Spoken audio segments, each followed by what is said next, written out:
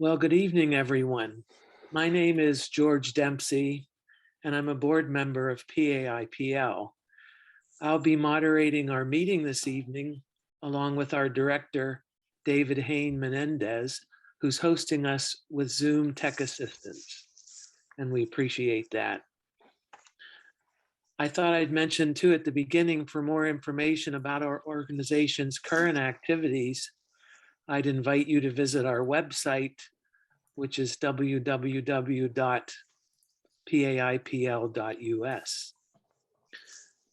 This is the first of 4 Zoom meetings that we'd like to host this year as we explore if there's an interest in creating a central PA IPL chapter. We wanted to explore meetings via Zoom, given the vast geographical area that is central Pennsylvania, and also the difficulties that can arise trying to meet in person. We'll also be recording tonight's meeting so it's available to others who might be interested and couldn't be here. Please feel free to type any questions that you might have as our presenters share, and at the conclusion of their talk, we can present them for discussion. Also, please feel free to type any ideas into the chat for future topics for our meetings. I believe you also find in the chat a survey link that David has included to do a survey with Central Pennsylvania people about a possible chapter. So the topic of tonight's meeting is the volunteer participation in Rails to Trails habitat restoration. As you might know, PA IPL has been working for the last 6 years along the Lauer Trail with volunteers to embark on a habitat restoration program with the goal of removing non-invasive plants, non-native invasives that are crowding out native trees and shrubs. So we're really happy this evening to have with us Greg Williams, PA IPL Coordinator of Habitat Restoration, Ethan Imhoff, who's the Board President of Central Pennsylvania Rails to Trails, the Lauer Trail, and also John Frederick, Antis Township Recreation and Environmental Code Director, who's also leading the charge on the extension of the Bells Gap Rail to Trails. So I believe we'd like to start tonight with Greg, who would like to share his part of the program. Thank you, George. I appreciate it. Good evening, everybody. Thanks for joining us. I'd like to give an overview of our habitat restoration plan and what we may be able to offer you as individuals or you as a member of a Rails to Trail. As I proceed, please feel free to put your questions in the chat, and we'll get to those either at the end of my talk or we'll do it at the end of the whole evening. Otherwise, I'll roll along and can take some questions at the end of my part of the program too. There will also be time after our next 2 speakers. I love working in the woods and doing habitat restoration and creation care. It's a place where I have found over a 40-year time span purpose in addressing what I see as the dire problem of climate warming. As a person of faith, I found spiritual grounding in the wonderfully complex web of life and doing the little bit that I can to support the health of that web. Healthy, whoops, wait a minute, you know what? That's not going to work. That just took my script away here. Hold on here. Full screen. Okay. Healthy work for my aging 73-year-old body, a community of people who share my values and commitment and hope rather than despair, connection rather than conflict in these troubled times. I first started doing this work with children as an environmental educator in the San Francisco Bay Area about 40 years ago. And I did that there for 10 years, then in Ohio, then in Pennsylvania, in particular Philadelphia. And through that huge variety of habitats, I repeatedly saw forests, meadows, riverbanks, marshes being degraded by the choking effects of non-native invasive plants. and this was my primary concern for many years, has been trying to maintain the biodiversity that evolved over millennia and was self-sustaining in these habitats. We responded to these invasives by cutting non-native vines that were choking native trees, cutting back purple loosestrife in wet meadows, pulling out privet in wetlands, cutting back Japanese knotweed. In Philadelphia in the 1990s was the first time I had the opportunity to take the next step in habitat restoration and put native trees in the place of these invasives in Fairmount Park. And I led a school in adopting a portion of Fairmount Park over several years, and we did that work. I moved away from education for about 20 years, owning a bookstore in Philly along an active commuter rail tracks that ran through my section of Philadelphia about 10 to 20 feet below street level. Early in the first decade of the 2000s, we had two huge rainstorms, 2 years in a row, that flooded that little valley of my bookstore and flooded the building, destroying thousands of my books. I was jolted out of my book selling world and back into habitat restoration. First, the habitat of my little valley and the need to control this flooding or at least move it away from my 1882 train station by digging a channel. This was my first entry to watershed management, but my response did not address the big problem that caused the flooding. It was clear that the climate was changing dramatically. What could and should I do about it? The urgency became more apparent with the birth of my newborn granddaughter, Tallulah, in 2013. This forced me to quit kind of thinking about it and act and determine what differences could I by myself make in the face of this existential threat to the future. Fortunately, at that point, I found Pennsylvania Interfaith Power and Light, part of a national community of people of various faiths who believe that climate change is a moral issue and that we are called by our faith to address it. I found a community of people who shared my concerns and who supported me, but still I was searching for a response that fit my skills, interests, gifts, and I returned to what I knew, habitat restoration. I did not yet know what connections there might be to climate change, but I did know that habitat restoration increased biodiversity, which is vitally important to the health of our planet. So I started removing the same non-native invasives and planting trees. I knew that our treasured biodiversity was threatened by these non-natives that were choking native plants, crowding them out, shading them. The invasive plants were Japanese knotweed, privet, bush honeysuckle, oriental bittersweet, Norway maple, and Japanese barberry were the primary ones. In 2014, I retired from book selling and moved to Central PA in 2016 to find affordable housing which matched my limited income and to be close to some of my grandchildren. Found a perfect fit in Williamsburg with a home and 1 1/3 acres filled, of course, with non-native Norway maple. My new home also happened to be a block away from the 16-mile-long Lauer Trail, a rail to trail, full of non-native invasives, but the natives are still present and hanging on.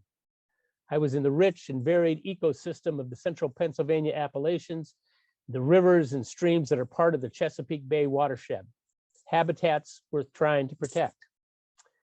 In 2016, I approached the board of the Lauer Trail, Central PA Rails to Trails, and somehow convinced them that I could start removing non-natives and opening up the view of the river, which was blocked by a 10-foot tall wall, virtually a hedgerow of invasive plants, and planting native trees and shrubs in their place. It looked like this everywhere and still does on the majority of the trail. This picture in State College is typical of what degraded habitats look like. I was still unsure how I would proceed and who I could convince to join me, but I knew I needed a community of volunteers to work with and had my first work party on Black Friday, the day after Thanksgiving in 2016, and got this surprisingly large turnout of folks whose primary purpose was to cut back these invasives at one of the trailheads. That enthusiastic response told me I might be onto something that didn't just appeal to me, but to other folks as well. So I put more work parties put together more work parties and set about trying to learn more about this habitat and how to cooperate with its healing.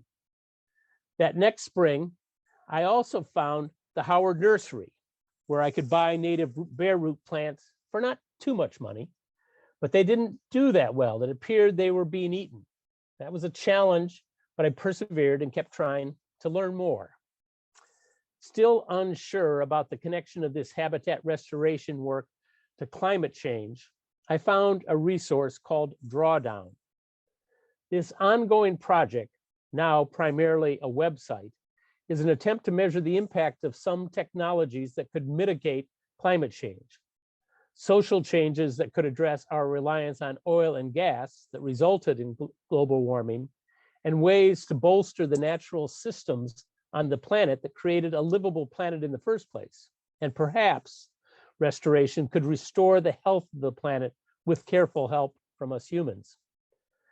They rank the impact of 80 different already existing approaches to doing something about climate change. And I was amazed to find that they ranked restoration and enhancement of temperate forests, the kind of forests surrounding us, in the top 10 impacts on global warming. At the same time, I found a Scientific American issue that's in talking about replanting trees, called it the single most effective way to sequester carbon. That means that trees, whether native or not, through photosynthesis, use sunlight to transform the CO2 that they take in through their leaves to make sugars for their cells and release the oxygen that has allowed our amazing diversity of plants and animals to thrive. In doing that, all plants store carbon released from CO2 in their leaves, in their trunks, but most importantly in the ground, and that it is sequestered there even after the tree dies and decomposes and releases some of the carbon. This confirmed my hunch that creating healthier forests could make a difference to preventing climate change. But I was still missing the larger connection to restoring biodiversity by planting native trees. The question was, could it be just as good to let the non-natives run rampant? They sequester carbon, perhaps not as efficiently as big native trees, but they are still photosynthesizing.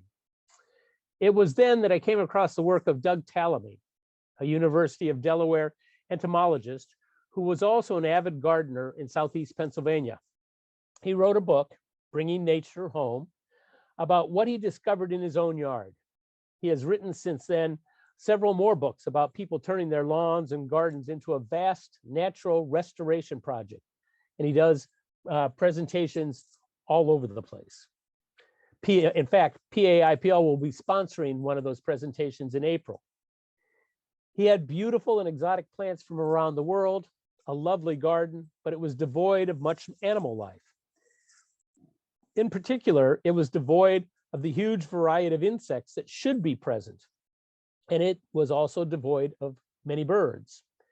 He started doing research and discovered, along with others, that over the last 34 years, the population of native insects has declined by about a third, that the birth weight of some baby birds had declined by about a third, and that the number of individual birds had also declined by about the same amount, all while the spread of non-native invasives increased.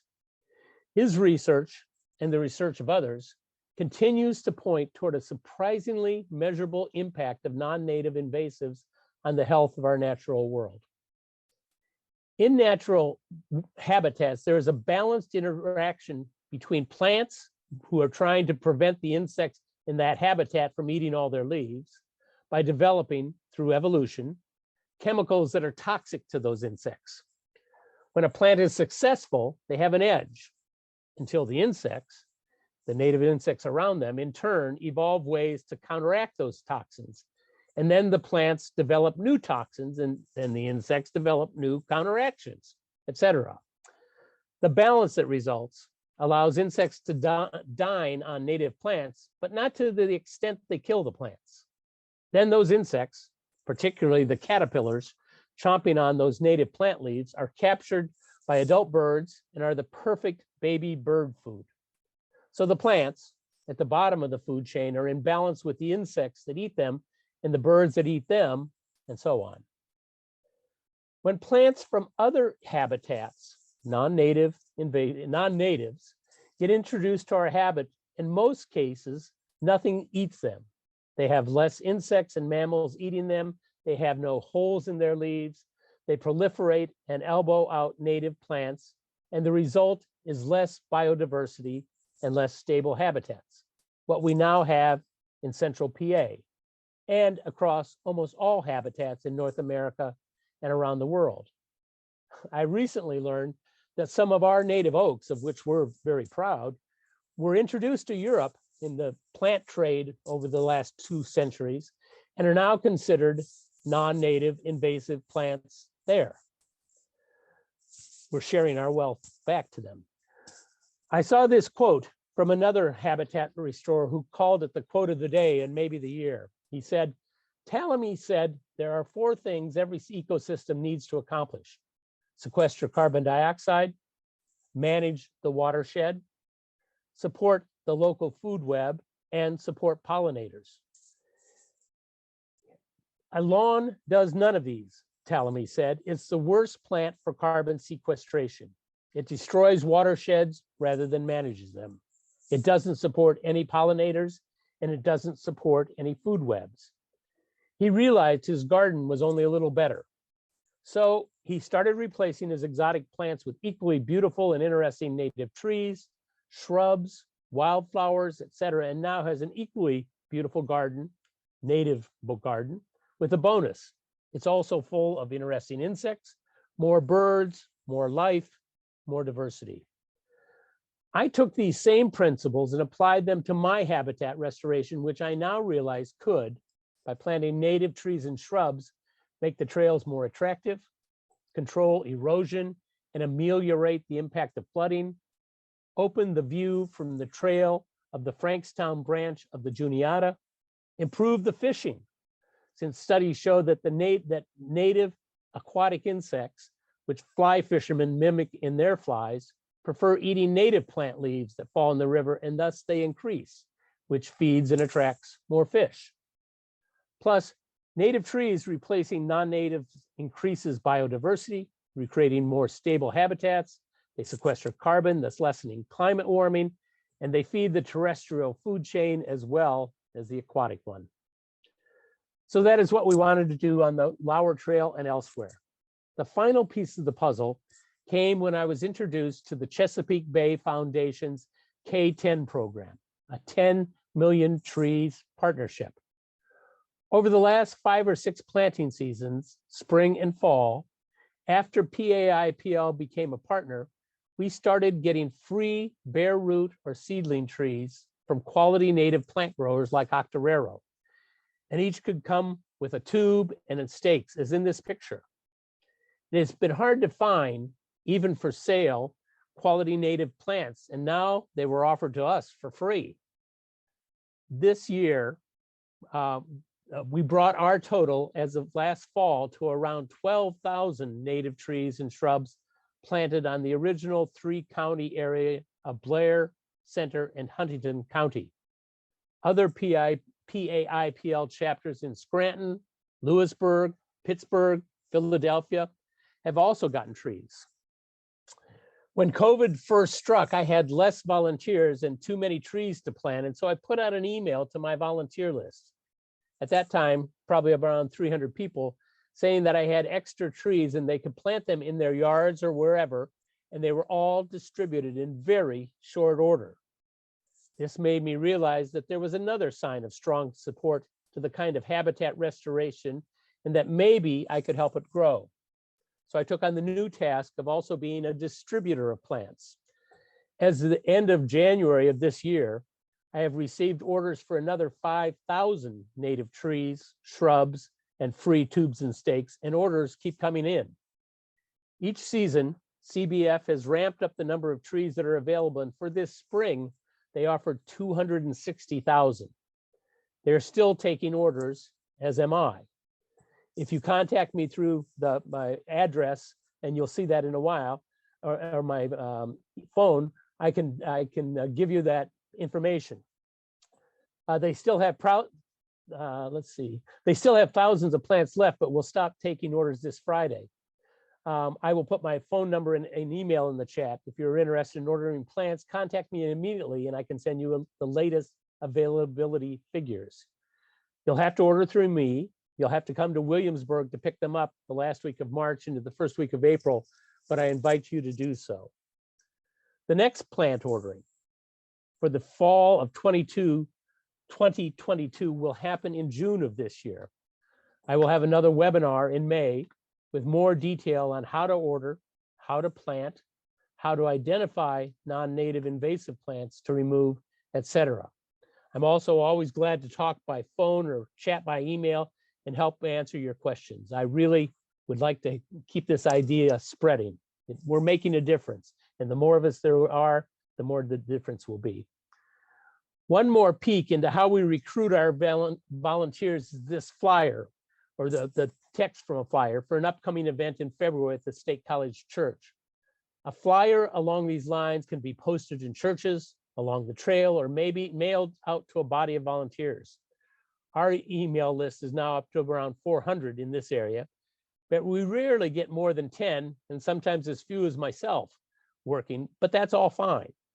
We have at present at least 3 churches that have formally adopted a portion of a trail to do regular work parties, 2 hours long, and thus both invasive removal and planting over the seasons.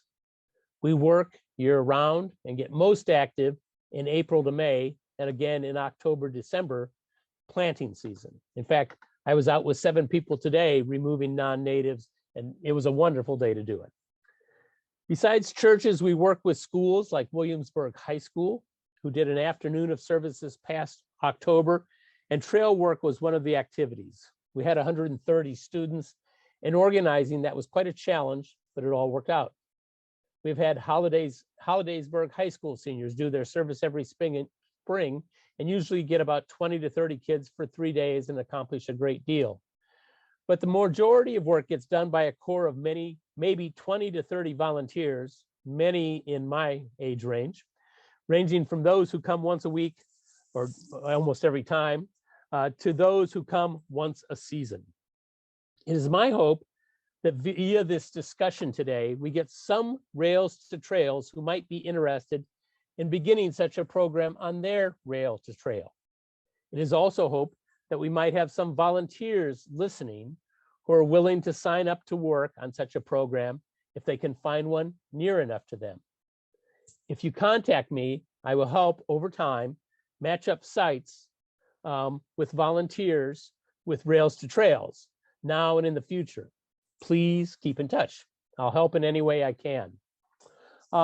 We've got maybe a few minutes for any quick questions now, and then we'll go on to our next speaker. Is there anything in this chat room so far, George, that's relevant to what I had to say? You're muted, George. Sorry, not as far as any questions that I can see so far. Okay, any hands raised out there, or should we just go on? Yeah, this is Ed, and we met on a previous webinar, but yeah, I would be very interested in learning about opportunities in the Pittsburgh area. Not only the Great Allegheny Passage, but we have a number of trails, including the Montour Trail and Ghost Trail. And anyway, we got a bunch of them. So I would like to learn more about it.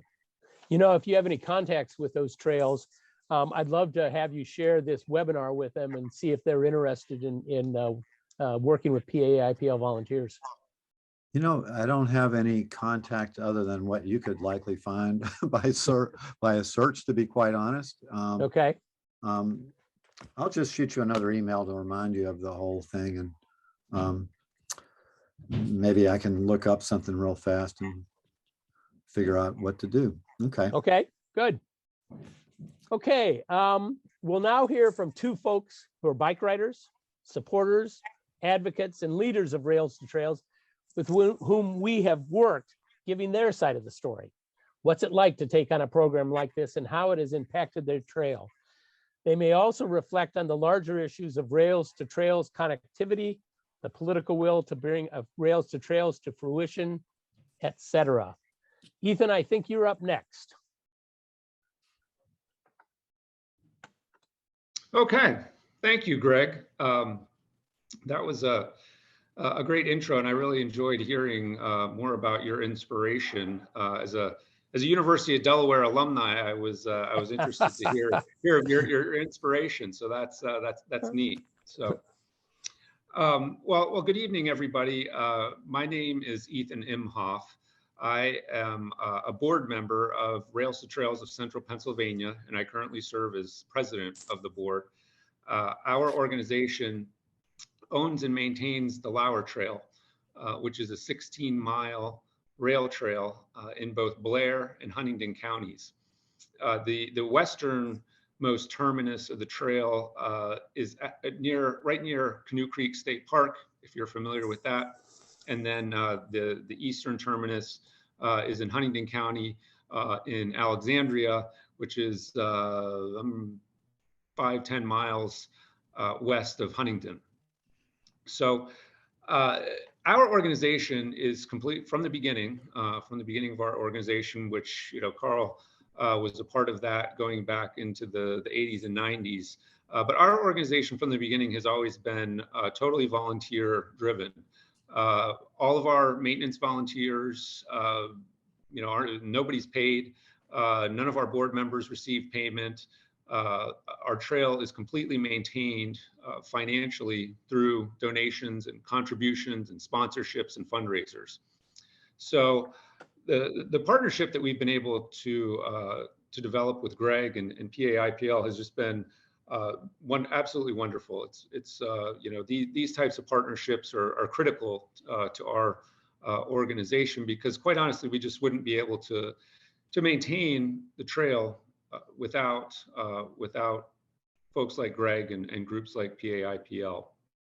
So I don't even remember the year. It's been several years now that Greg has been working with us. But I think it's a great partnership between the trail, which most people think just kind of manage itself, right?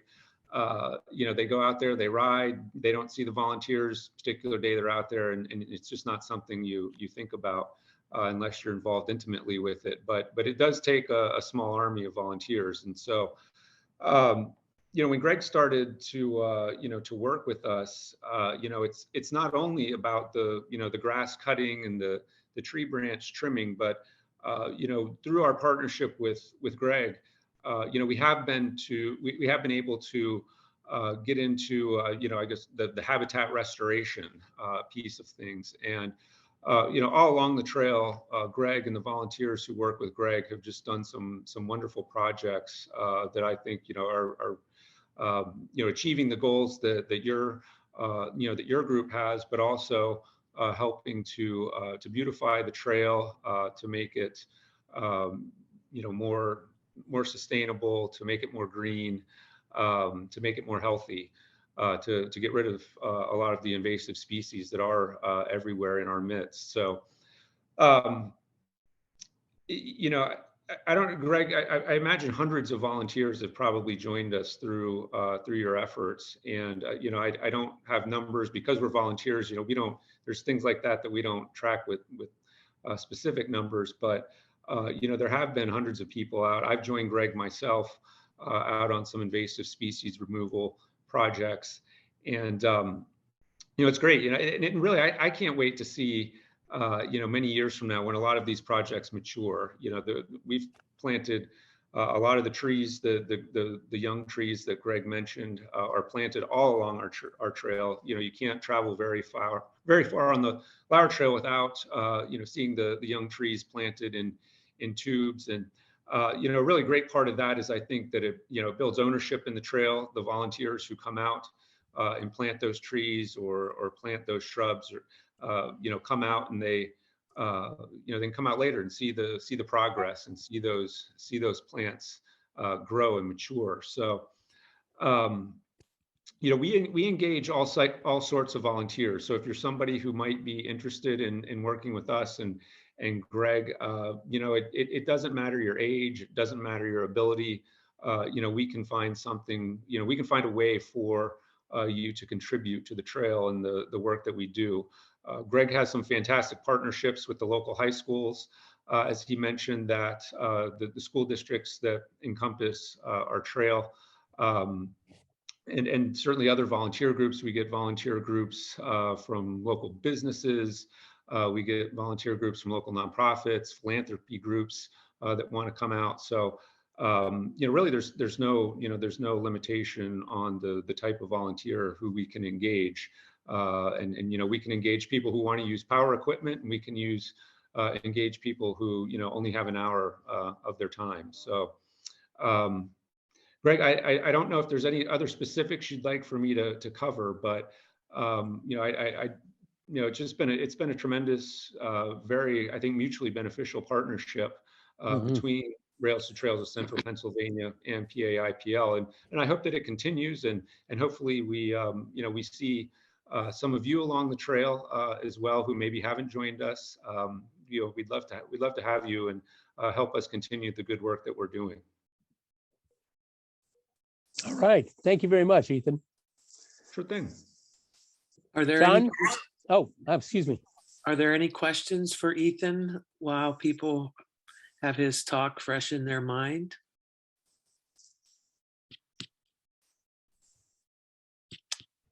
Oh, maybe if you think of something, you can put it in the chat. I'll put my email in the chat too. So if you have any follow-ups or folks who you think might like to join us, please do reach out and let us know. That would be great. Thank you. So Actually, lastly, I have one question, and I don't know if this is better saved till later, and that's about Rails to Trails and how much land they own beyond the stretch of trail. Because is this a better question for later than now? No, go ahead. I think it's a great question. Sure. Because I'm here I'm in Scranton, so it's the NEPA Rails to Trails chapter that's up here. And there are large stretches where you're walking down the trail and literally the trees right on like 10 feet out from the trail, it's private land and no trespassing. And they're like you're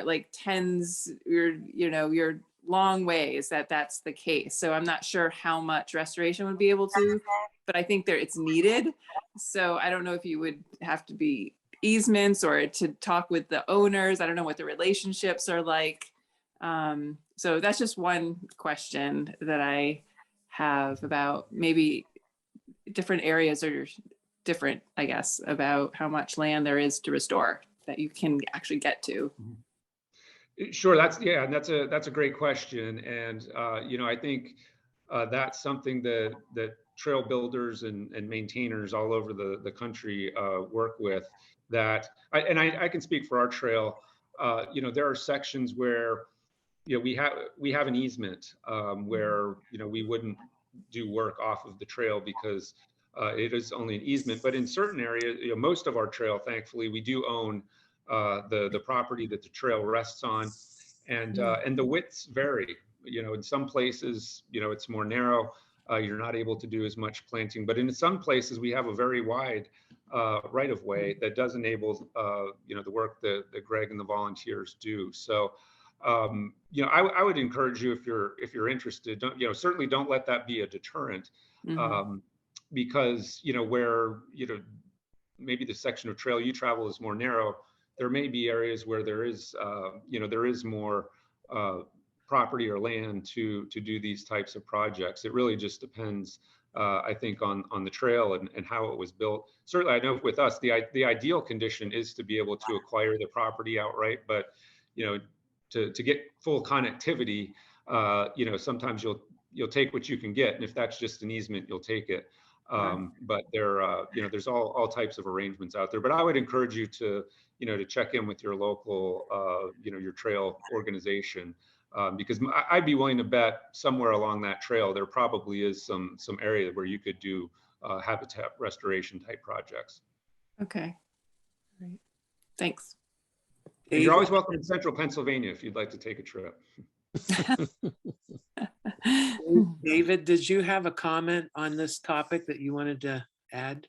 Yeah, so as a councilman in Lewisburg, which is in Union County, we have a rail trail that was taken over by our Union County Trail Authority. It used to belong to a different authority, but that trail, to Ethan's point, we have generally minimally 10 to 25 feet from the center line of the trail that belongs to the trail itself. That being said, I will tell you that when I was planting this past season, we know exactly where the property line is. That doesn't mean that farmers are comfortable with you planting in that space, because there was a half a mile stretch that we were planting along, and the farmers would claim that they've been planting on it and maintaining, aka cutting, the property for a generation. And that may be well the case, but they are technically illegally planting on that property that doesn't belong to them. So in theory, tens of thousands of dollars of product that they've raised on that land was raised on public land that they didn't actually own. Conversely, there are also places, like I said, that it narrows down to 10, or the trail actually, when it was a railroad, even had an easement that it crosses private property. And those individuals are usually adamant about the protection of their property lines. And I do find that it is a very delicate balance, because most trail authorities don't want to alienate any of the property owners along the trail. And simultaneously, if there is an opportunity for trail expansion, as is hopefully the case here in Union County, they especially don't want to piss people off, because they know that farmers talk and property owners talk and neighbors know neighbors, and they don't want a group of angry people coming to oppose trail expansion when otherwise they could, plant along it comfortably. So, we got pushed back on the trees. We put about 100 trees in, and that was the last of those trees. We were planning on doing another 100 or so, and they basically told us, don't go back, because we don't want to fight anymore for these property owners, even though we were completely within our legal property line. It just wasn't worth the fight to argue with the property owners. Another opportunity too, if you have a situation where maybe it's not as conducive along the trail itself, is most trails have trailheads and parking areas, and a lot of times those are properties that aren't strictly the rail bed, and whatever right of way might accompany that rail bed. A property was acquired to build a parking area, so you do have some more room and some more space. And a lot of times space that has impervious area and gray areas that can be greened up. So Greg's done a fantastic job at one of our trailheads, with a lot of plantings. But that just kind of came to mind as perhaps another opportunity if you're not if you can't plant right along the trail.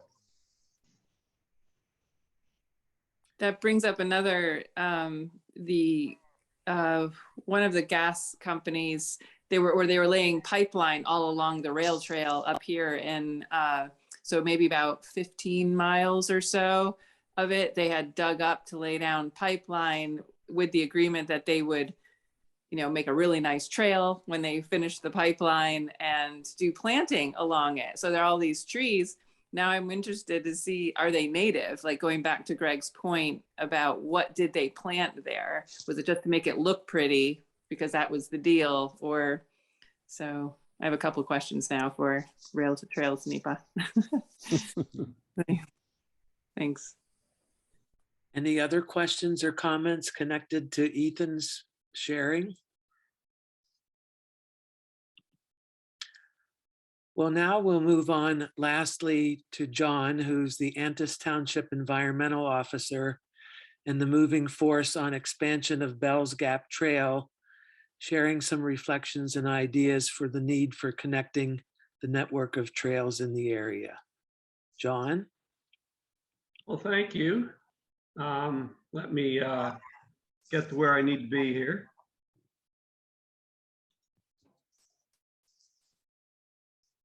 Oh, wrong slideshow.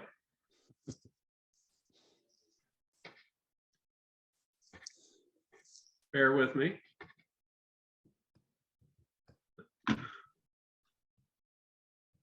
I thought I had everything queued up really well, and you know, the good road to hell was paved with good intentions, wasn't it? Bear with me.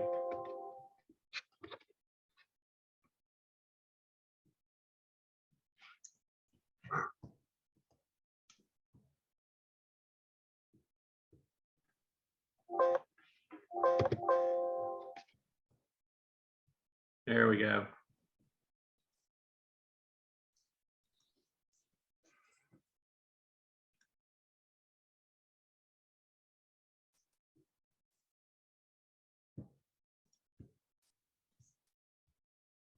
Okay.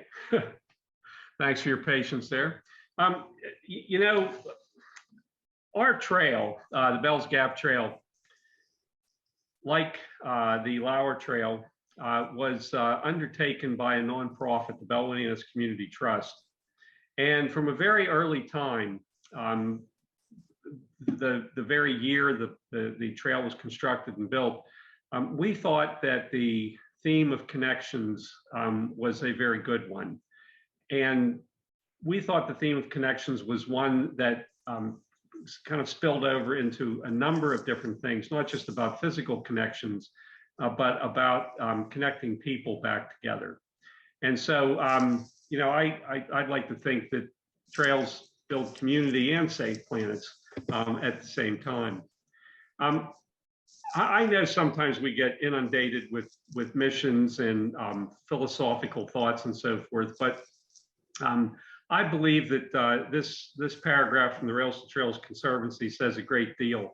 And I'll just read it, even though you can read it yourself too. It says, many parts of the United States, poor community and regional planning has virtually eliminated what so many people desire: beautiful landscapes and open spaces.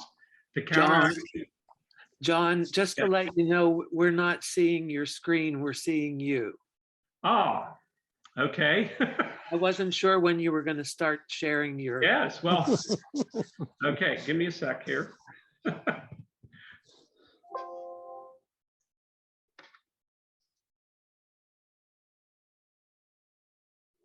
While John's doing that, I've come to a kind of a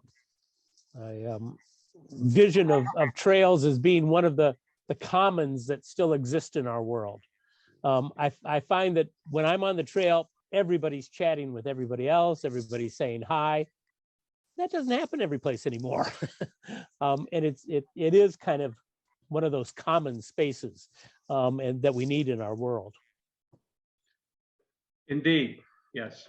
So anyway, how's that, George? We good? We good? Yes. Well, except we're seeing my slides. No, I don't think that's. Oh, your- no, I'm sorry. Okay, all right. So anyway, you know, kind of going off of Greg's thoughts there, the result is a higher quality of life, a healthier environment, and more livable communities.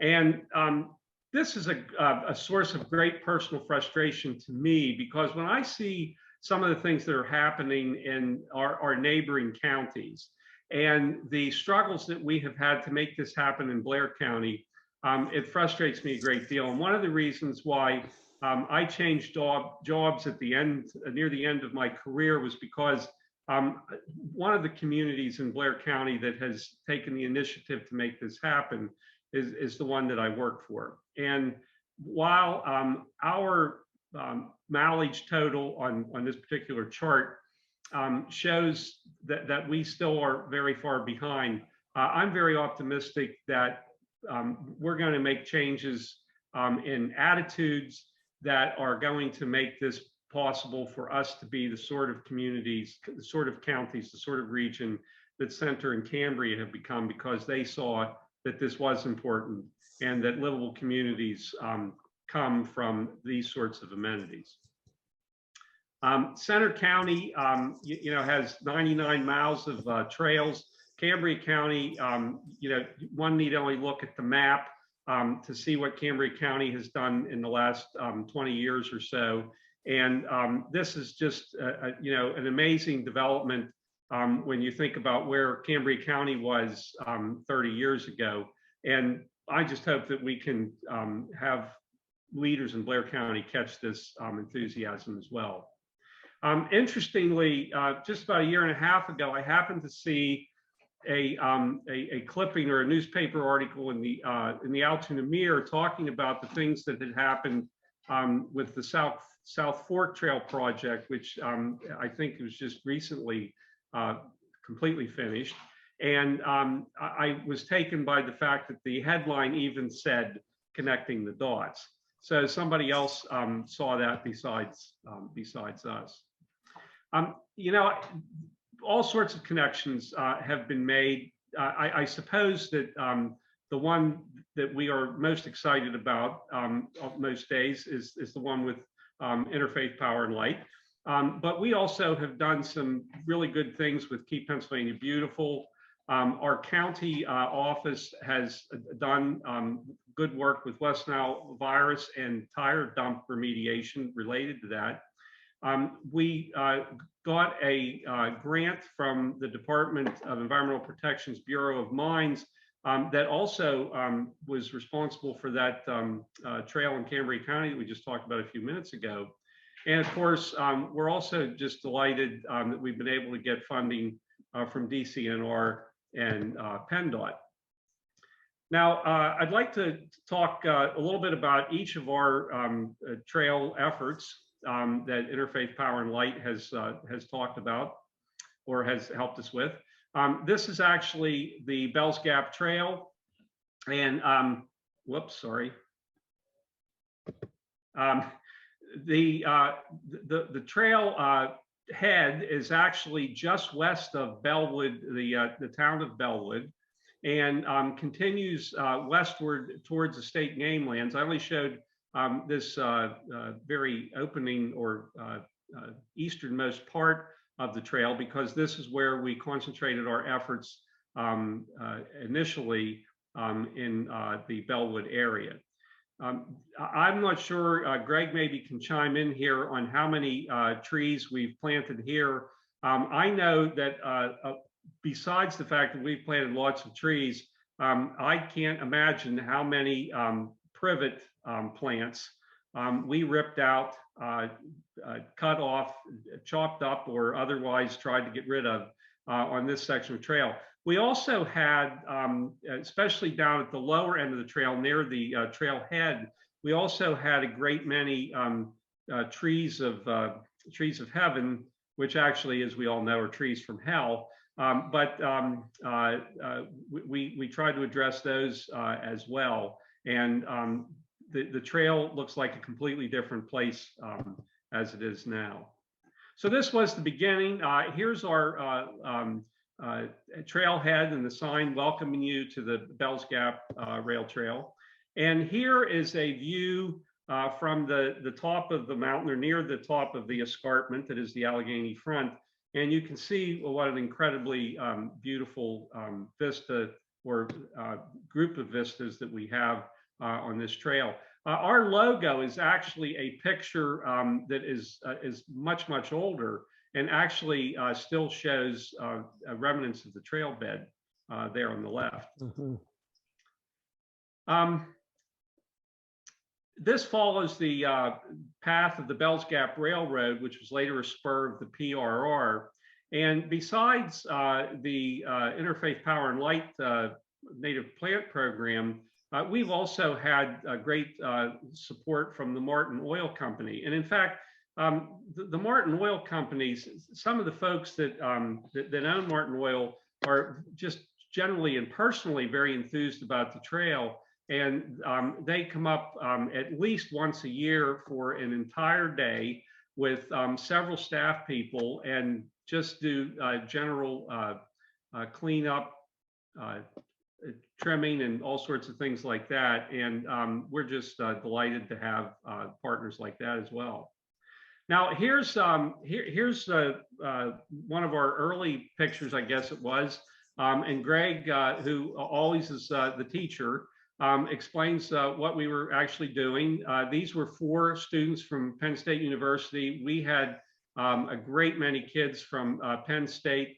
There was a fraternity. There was also an environmental group, and their leaders were, just the sort of people, well, they're kind of like Greg. They just went out there and told people they were going to be there that Saturday or Sunday, and we had times where we had 24 people. And I don't know if you can see it from this picture, but there's plenty of privet here in this one.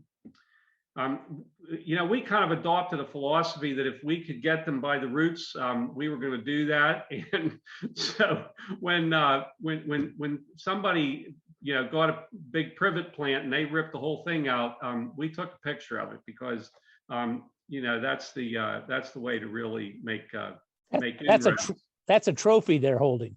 Yeah, it surely is. It's really, and I don't know how many of these we had where people would have one of these victorious moments and they wanted to share it. By the way, one of those people, the young woman, was a wonderful intern who served for John.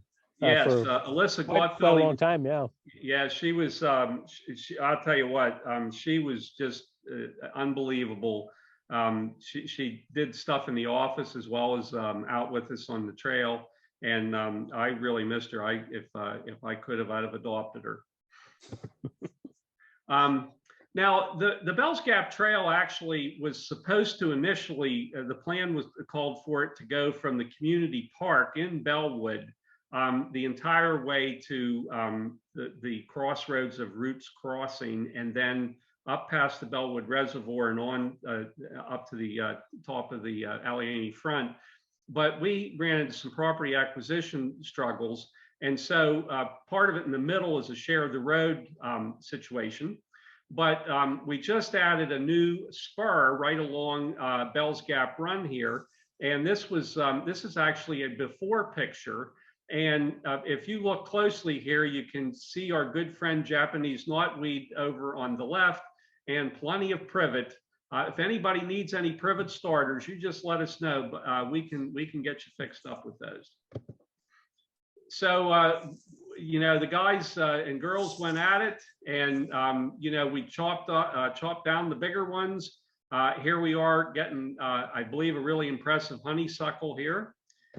And here again was another one of those trophies. They were excited when they got this cut off and dragged back to the edge of the trail.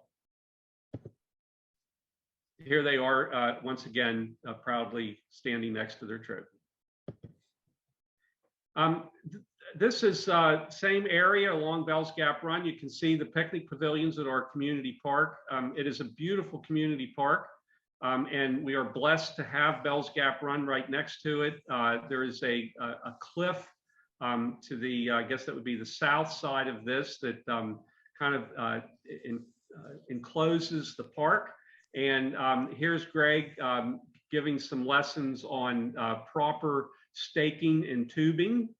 I can't say enough about the staking and tubing part of this too, by the way, because I don't know if any of you have had this experience, but I've gotten lots of those seedlings from the Arbor Day Society and organizations like that, only to lose 75% of them. Our survival rate on these things at Bells Gap and here at the community park have been extraordinary, and it happens because the tubing and the staking keep the animals from disturbing it.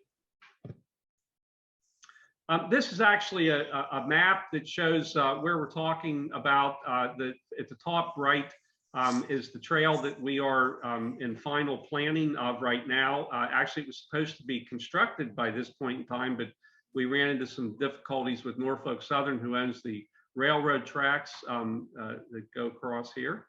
And here along the spur of the trail is where some of that planting and invasive work has been done. In a few moments here, we'll see that we also did some work down here at the Becker Road trailhead, and we'll take a look at some of those. The green areas here are where some of the work was actually done. Here's a close-up of Bellwood Community Park.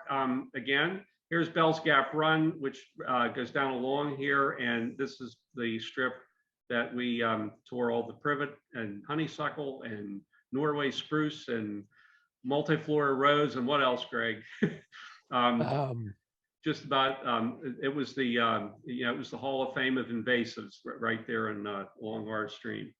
And it wasn't, Greg kind of mentioned this a few minutes ago when he was talking, but, you don't realize how overwhelming, particularly the privet and honeysuckle can be until they've been removed. And, you open up these beautiful views and, you put native plants in there and it's just, it's really kind of exciting.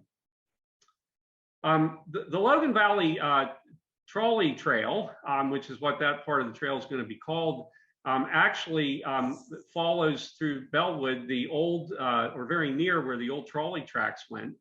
And I have to give a call out here, not only to Bellwood Borough for their support on this, but also the Bellwood Antis Public Library. Jessica and Hazel are on the call tonight.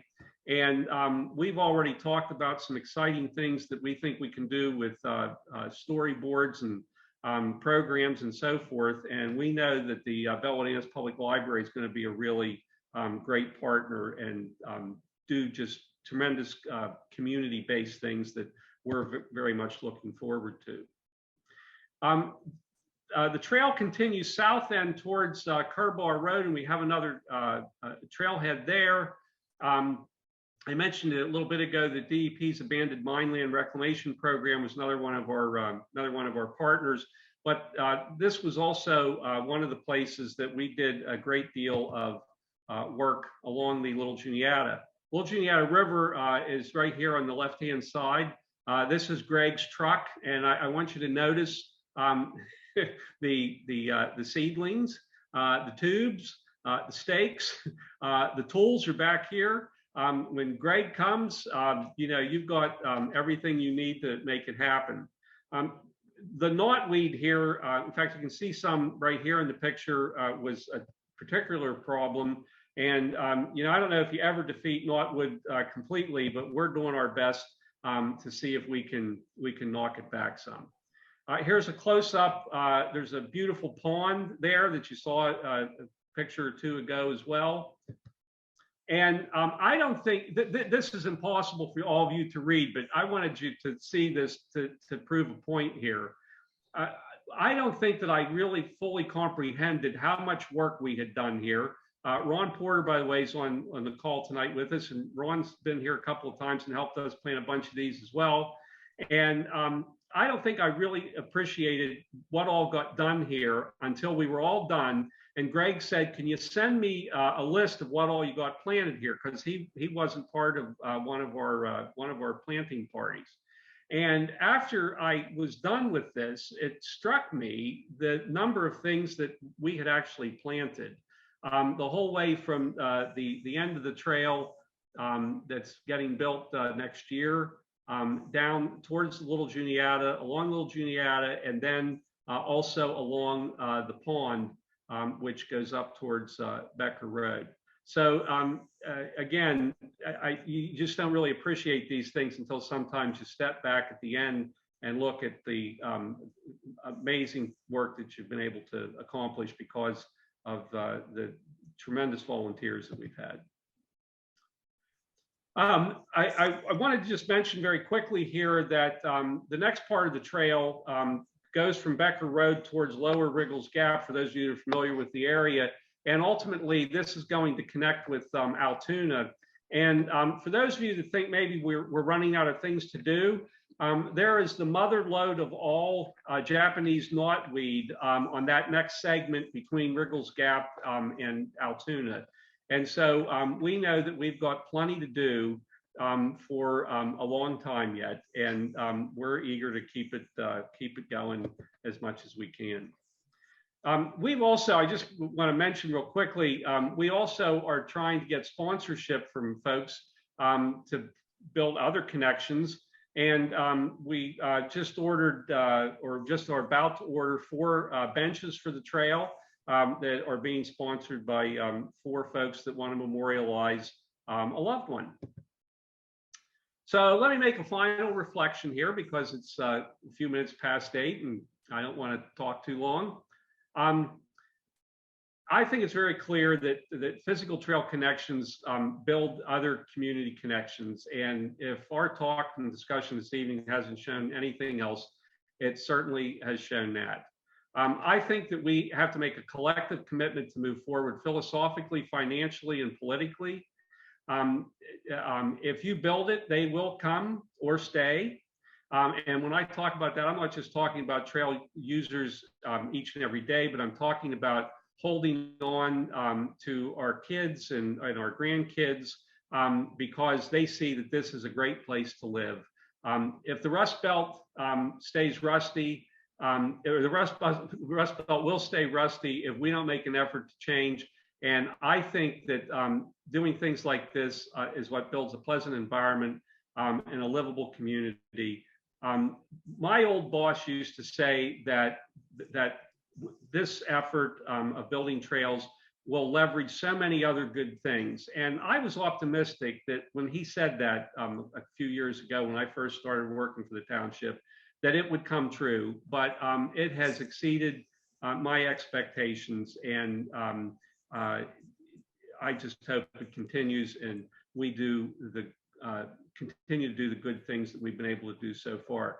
I think it is noteworthy, just this closing thought, that we have been able to do all this, and we've only really built about or have about a quarter of the trail that we actually want to have just a few years from now. Imagine the sort of enthusiasm that's going to bubble up when we actually have the trails finished and people see that there are great things that can happen, hopefully for quite a few years yet to come. And the challenge ahead of connecting that trail to the Lauer Trail, which connects to all those other trails. Yes.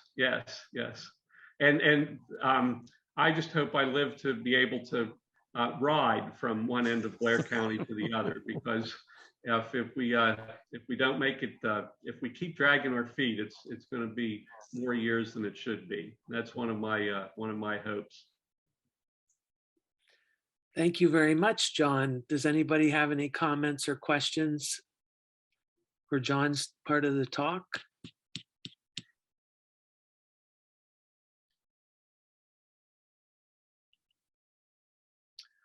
Well, we'd like to thank Greg, Ethan, and John for their insights tonight. And I'd like to note that our second Central Pennsylvania chapter Zoom meeting will be held sometime in May. We're having them every 3 months. And that meeting will focus on fall 2022 distribution of free trees and shrubs from the Chesapeake Bay Foundation. We'll welcome experienced pros who want to swap stories about their plantings, questions about techniques, and so forth. And we also welcome new people who may only want a few plants for their yards to those who might be planting a community planting on commons land. If anybody can think of any ideas for future meeting topics, please feel free to contact us with that, those ideas. We would appreciate it. Greg, is there anything more that you wanted to bring?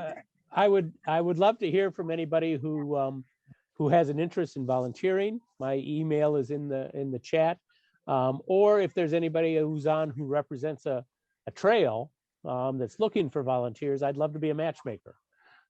Pennsylvania Interfaith Power and Light spans the state, and who knows who we may turn up to help work on your trail. And I think Melinda had something that she had a question or a hand up. Yeah, I had a question actually, but it was more general for everybody. So that's why I didn't ask particularly to John, but thank you, John, for that presentation to all of you. It was excellent. If as someone who, I'm actually also a PA IPL board member in Scranton, so I'm wondering from all of your experience, what is the best way to start making the connections here? John, I really liked what you said about your kind of reflection at the end. I do see partnering with the Rails to Trails being a way to actually get some of us living in the more urban section from Scranton, Wilkes-Barre to actually go into these rural communities and just mix with them while we're restoring the land that they are living in, to tell you the truth, and just being a bridge builder. But how would you suggest, maybe from the Rails to Trails or the trail people, just to make the connection, how to approach the Rails to Trails group? Or are they just like, yes, come as soon as I go there? Is it just going to be a welcome, we want volunteers, that sounds great? Or I don't know that all Rails to Trails will be receptive. I don't know.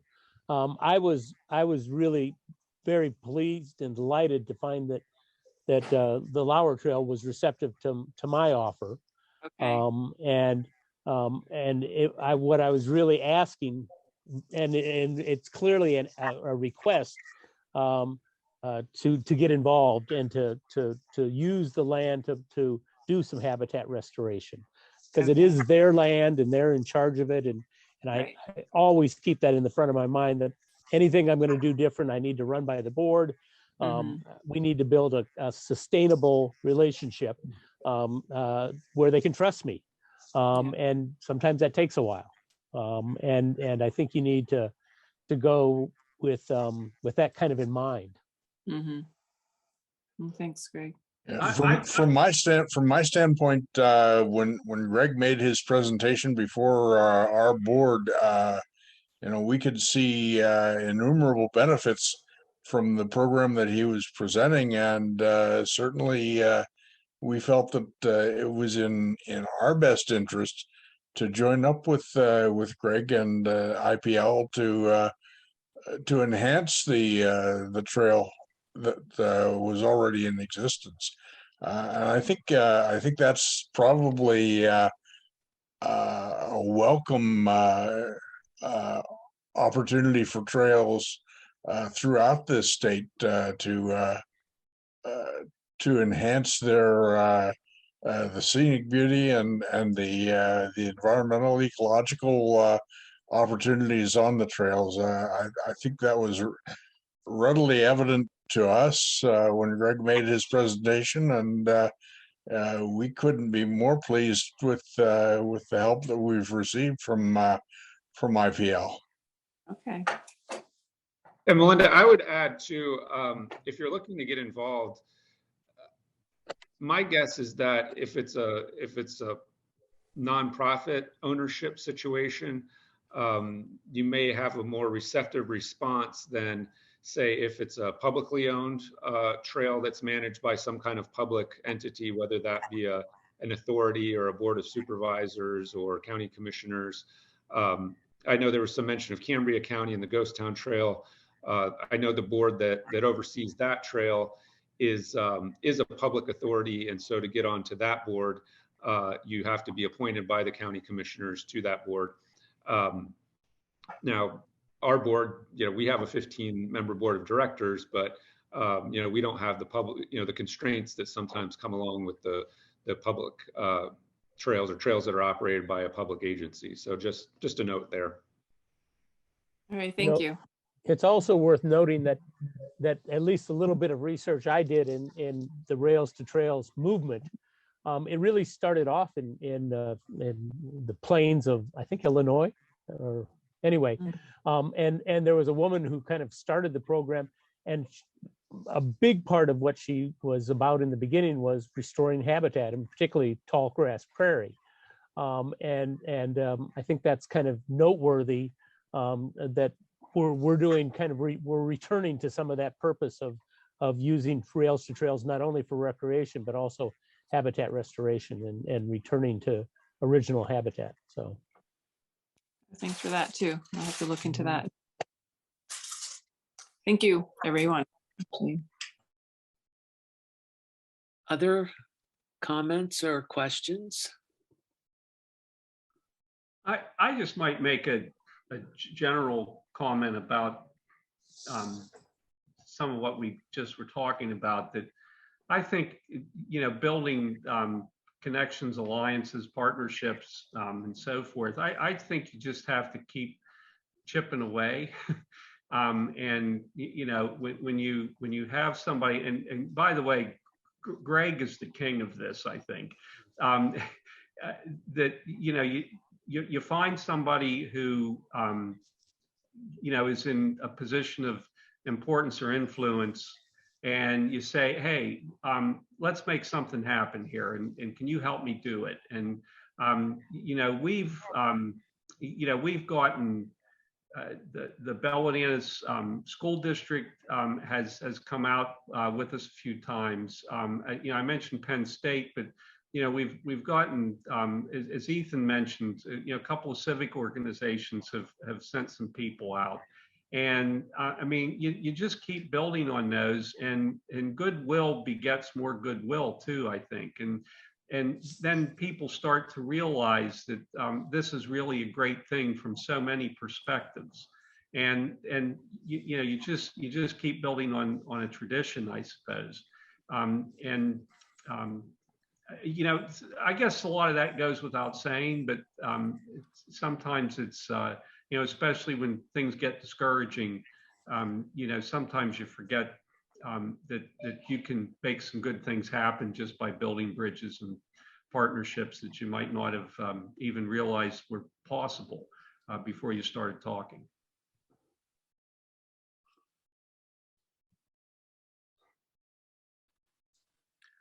I have one other thing to add, and that is that we're talking about collaboration for the environment with rails to trails, but the same could be said for city parks. For instance, we have a very active program with Walnut Springs Park in State College, with land, and also with Detweiler Park in Huntington, where we collaborate with the Conservation District, and have done a lot of work down there too. So there's lots of avenues where we can find places to plant trees in public spaces that require kind of different collaborations, and there's different rules for each collaboration. But if you're interested in doing habitat restoration and kind of willing to go with the flow, there's lots of opportunities out there.